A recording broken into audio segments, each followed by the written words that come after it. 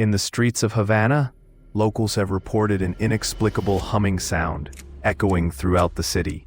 Known as the hum, it began unsettling residents in 2016, creating sleepless nights and psychological distress. Official inquiries revealed no apparent source, leading many to believe it could be linked to secret governmental experiments or even infrasound from the nearby ocean.